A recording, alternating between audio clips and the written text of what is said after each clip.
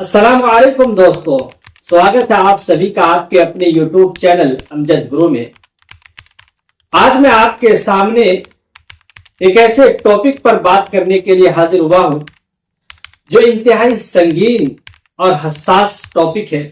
इस वक्त हर शख्स के जहन और दिमाग में ये बात चल रही है कि बिहार में पूरा हवा महागठबंधन का था।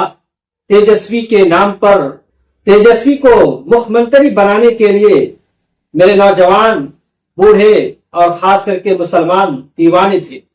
हर कोई चाहता था कि इस बार बदलाव होगा, लेकिन दोस्तों जब रिजल्ट आया हर शख्स की आंख की पट्टी खुल गई। किसी को गुमान भी नहीं था कि इतना बुरा प्रदर्शन आरजेडी और कांग्रेस का होगा बिहार में। ऐसी हालत बना थी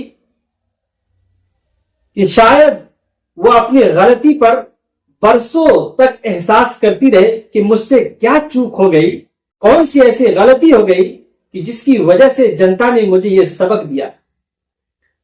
आप लोग रिजल्ट आने के बाद आप लोगों को ये वर्गलाया जाता है कि ईवीएम का फेरा हो गया, ईवीएम चोरी हो गई, ईवीएम हैक कर लिया गया, या इलेक्शन कमीशन की इसमें चालबाजी है, हाथ है वो बीजेपी से मिला हुआ है।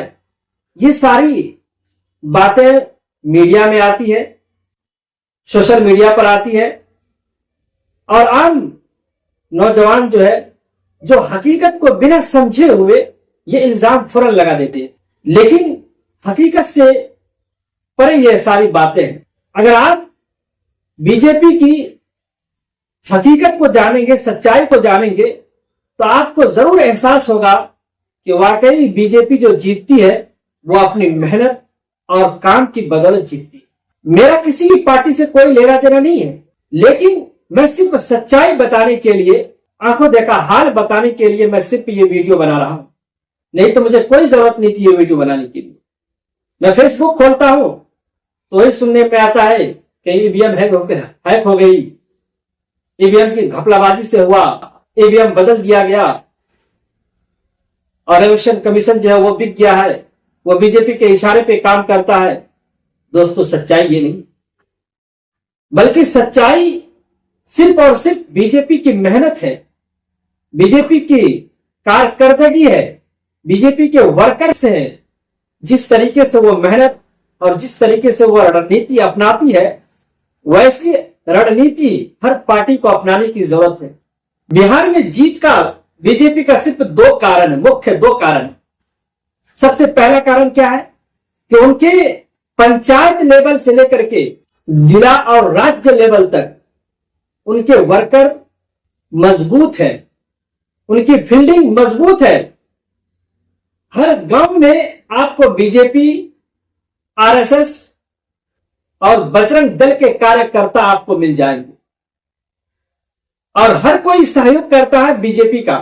किसी भी एक गांव में चले जाइए, आपको आरजेडी का वर्कर नहीं मिलेगा, आरजेडी का कार्यालय नहीं मिलेगा, आरजेडी के अध्यक्ष नहीं मिलेंगे।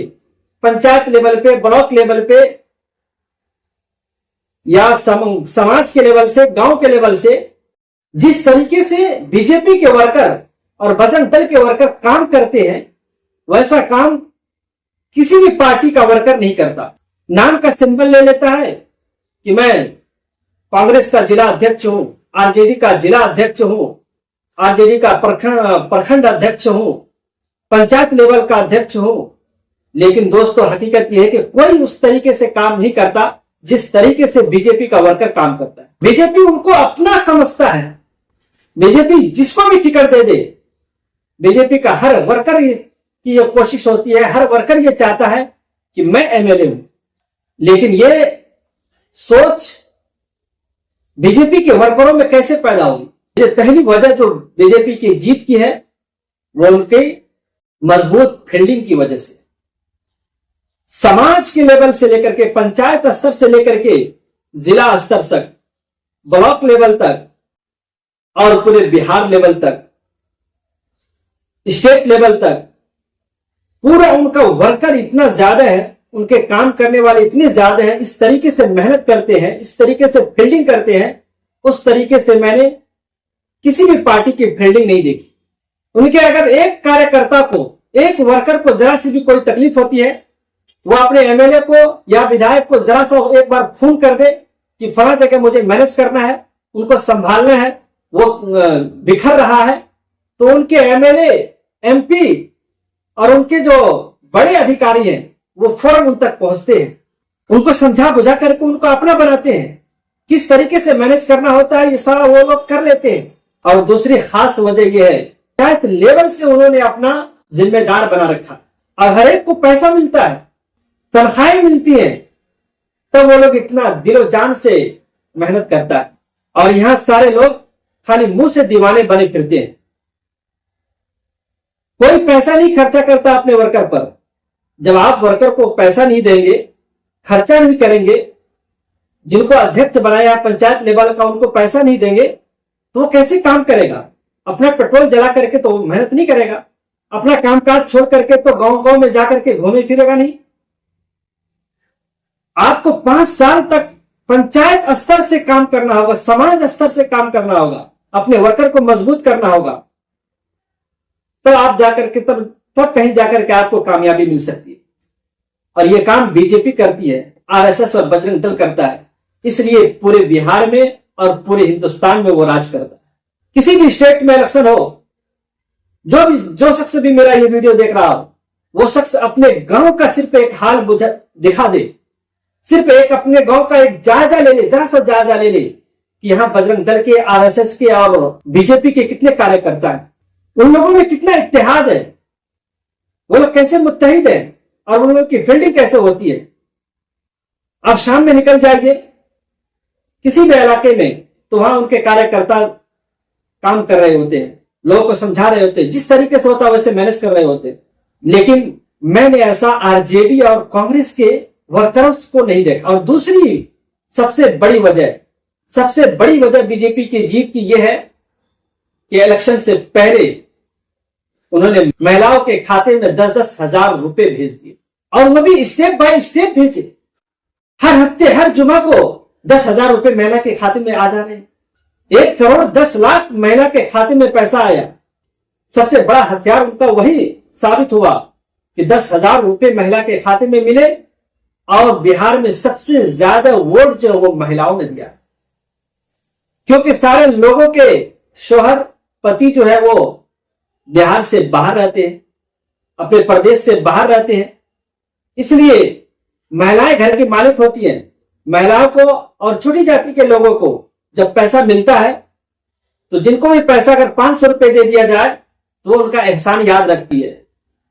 उनको बदलाव से, उनको विकास से, उनको शिक्षा से, उनको स्वास्थ्य से कोई मतलब नहीं, सरकार किसकी बने कोई मतलब नहीं, आप लाख अच्छाई कर लीजिए कोई मतलब नहीं, लेकिन वो ये देखती है कि मुझे तो 2 वक्त की रोटी तो मिल गई, फिलहाल 1 हफ्ते का राशन तो मिल गया।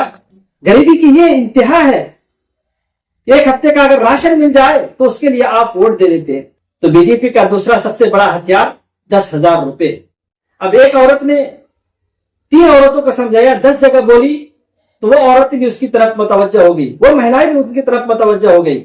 उन्होंने भी फॉर्म भरा कि फॉर्म भर दो, जीविका दीदी वाला फॉर्म भर दो, तुमको भी अगले साल से पैसा आएगा, हो सकता है अगली किस्त में पैसा आएगा। हफ्तावार पूरा इलेक्शन तक उन्होंने पैसा बांटा, 10,000 रुपए। ये उनका सबसे बड़ा हथियार। और जहां तक बात करते हैं, तो दोस्तों ये 2 कारण है बीजेपी के जीत के। सबसे पहला कारण जो मैंने बताया कि उनका समाजी लेवल, समाज स्तर से लेकर के ऊपर के स्तर तक, स्टेट लेवल तक उनकी फील्डिंग मजबूत है, समाज में उनकी पकड़ है। और ये पकड़ कांग्रेस और आरजेडी की नहीं है। जो भी शख्स भी ये वीडियो हमारा देख रहा है, वो अपने गांव का, अपने समाज का हाल पूछ ले, या अपने समाज में देख ले कि बीजेपी के कार्यकर्ता कितने हैं। और वो लोग काम करते हैं, झंडा डाल करके घूमते हैं, मेहनत करते हैं, घर घर जा करके मेहनत करते हैं, और उनको उनकी तनख्वाहें मिलती है। आरजेडी और कांग्रेस के कार्यकर्ता जो भी अध्यक्ष हैं, जिला अध्यक्ष हैं, पंचायत लेवल के अध्यक्ष हैं, या ब्लॉक स्तर के अध्यक्ष हैं, उनको पैसा नहीं मिलता। तो जब उनको पैसा नहीं मिलेगा तो वो काम कैसे करेगा? इलेक्शन में सबसे बड़ा हथियार पैसा है और दूसरा सबसे बड़ा हथियार फील्डिंग है। ये दो चीजें अगर आपके पास है तो आप इलेक्शन जीत सकते हैं, और यही दो चीज ना होने की वजह से आज आरजेडी और कांग्रेस का बिहार में ये बुरा हाल हुआ है।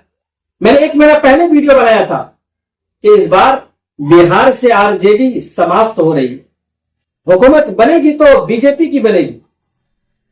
अगर वो वीडियो ना देखा हो तो आप जाकर के हमारे प्ले लिस्ट में देख सकते हैं वो वीडियो को। 1 महीना पहले मैंने बताया था कि बिहार में इस बार, जबकि तेजस्वी का शोर था कि इस बार बदलाव होगा, एकदम हवा चली थी कि महागठबंधन इस बार जीत रही है, तेजस्वी और राहुल की जोड़ी इस बार बिहार में कमाल करेगी। लेकिन दोस्तों, मुझे सरजमीन का पता था, हकीकत कुछ और है। ये लोग हवाई बात करते हैं और मैं सरजमीनी बात करता हूं। सरजमीन में इन लोगों की पकड़ नहीं है, लोग इनके दीवाने हैं। क्या खाली मुंह से दीवाने होंगे? आपके वर्कर को अगर तलाशा जाए तो कोई वर्कर नहीं मिलता। हम अपने समाज के हाल बताते हैं, अपने जिस इलाके में हम रहते हैं, जिस प्रखंड में हम रहते हैं, हम अपने प्रखंड की अगर बात करें तो हमारे प्रखंड में एक भी कार्यकर्ता ऐसा नहीं है आरजेडी और कांग्रेस का जिनके पास गाड़ियां हो, जिन्होंने घर घर जाकर के मेहनतें की हो, जहां पर लोग बिखर रहे हो वहां पर उन्होंने कोई सभाएं की हो।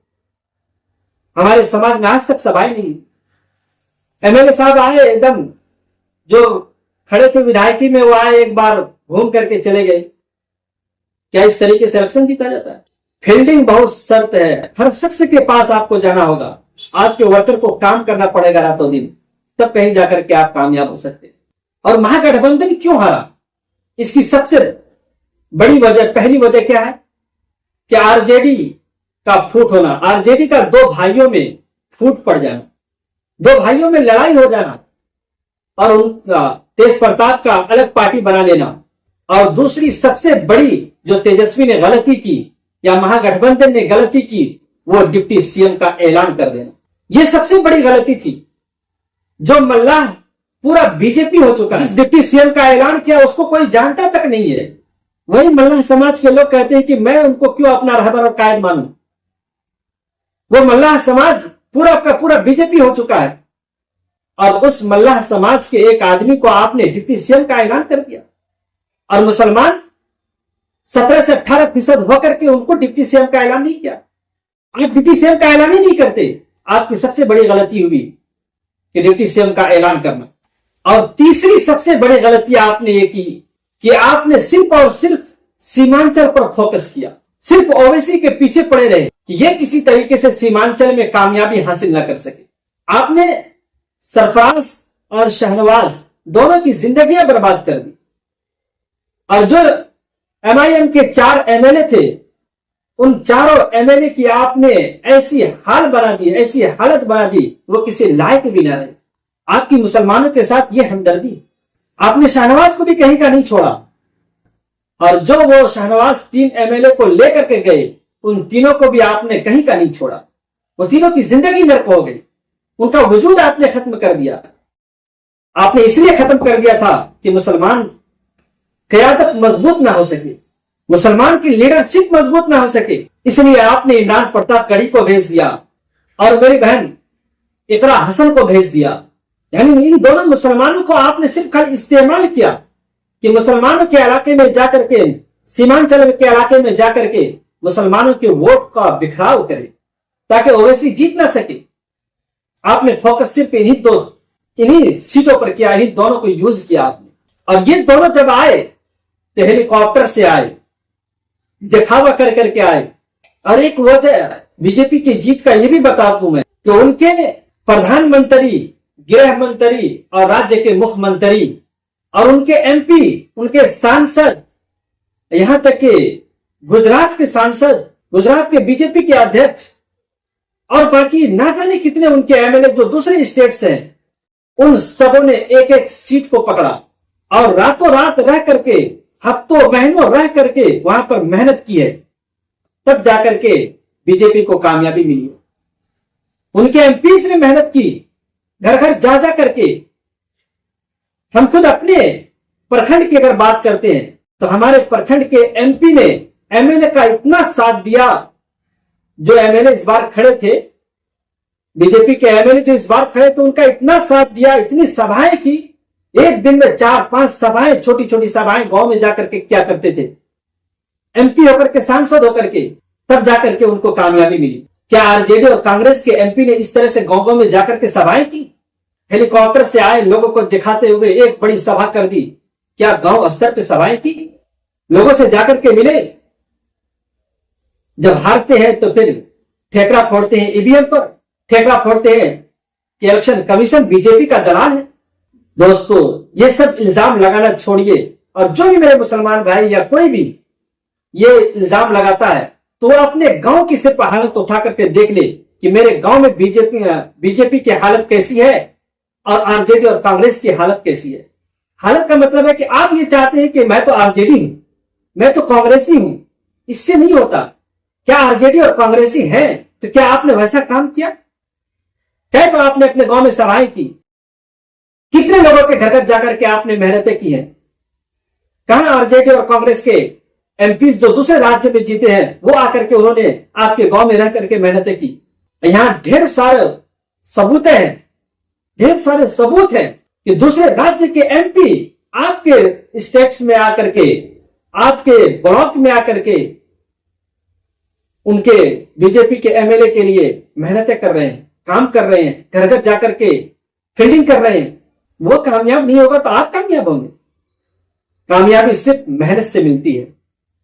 हवा से नहीं मिलती, फिजा से नहीं मिलती, जमीनी स्तर पर आपको मजबूत होना पड़ेगा। तो मेरे दोस्तों, मेरे व्यूअर्स, हो सकता है आप में से बहुत सारे लोगों को मेरी इन बातों से तकलीफ हुई होगी कि ये तो बीजेपी का एजेंट बन गया है। मैं किसी का एजेंट नहीं, मैं किसी की तरफदारी नहीं करता, बल्कि मैं सच्चाई बयान करता हूं। अगर सच्चाई देखिए तो जिस तरीके की मेहनत बीजेपी करती है, यह नहीं कि इलेक्शन ही के समय, पूरे साल भर, 5 साल जिस तरीके से बीजेपी के वर्कर अपने लोगों के लिए खड़े रहते हैं, उनके एमएलए एमपीज अपने लोगों के लिए जिस तरीके से हमदर्दी जताते हैं, उनके काम आते हैं, उनके लिए खड़े रहते हैं, वो आरजेडी और कांग्रेस के एमएलए एमपीज नहीं करते या उनके नेता नहीं करते। हमारे गांव के लोग हैं, बीजेपी के हैं, उनसे मेरा लेना देना है, आना जाना है, मेल मिलाप है, बातचीत है। उनके यहां जरा से भी किसी भी वर्कर को कोई तकलीफ पहुंचती है तो फौरन उनका एमपी तक आ जाता है, एक फोन पर एमएलए तक आ जाता है। कोई भी उनका छोटा सा प्रोग्राम होता है, अगर एमपी को दावत दिया तो वह एमपी साहब आ गए, सांसद आ गए, एमएलए साहब आ गए, तो क्यों ना उनकी हमदर्दी बढ़ेगी। आपके दुख दर्द में शामिल होता है। जब बीजेपी आपके हर दुख दर्द में शामिल होती है तो आप समाज से कैसे कर सकते हैं? यही आरजेडी और कांग्रेस के एमएलए एमपी जीतने के बाद क्या अपने समाज से उनका राब्ता रहता है? लोगों का राब्ता रहता है? बिल्कुल उनका राब्ता नहीं रहता। घमंड में चूर रहते हैं, कभी जाकर के झांकी नहीं मारते, फिर इलेक्शन का समय आता है तब जाकर के उस समाज में आते। मेरे दोस्तों और नौजवानों, ये सच्चाई थी जो मैंने आपके सामने रखी है कि बीजेपी को प्रचंड बहुमत सिर्फ और सिर्फ उनकी मेहनत, उनके लगन और उनके वर्कर और उनके फील्डिंग की वजह से मिली है, और कोई वजह नहीं है। अगर उसी तरीके से मेहनत कांग्रेस और आरजेडी करना शुरू कर दे तो वो दिन दूर नहीं कि उनको भी कामयाबी मिलेगी। तो उम्मीद है आपको ये बात समझ में आई होगी। अगर मेरी वीडियो जरा सी भी अच्छी लगी हो, हमारी वीडियो को लाइक कीजिए, अपने दोस्तों में शेयर कीजिए, और हमारे चैनल पर नए हैं तो उन्हें सब्सक्राइब कर लीजिए। वस्सलाम, जय हिंद।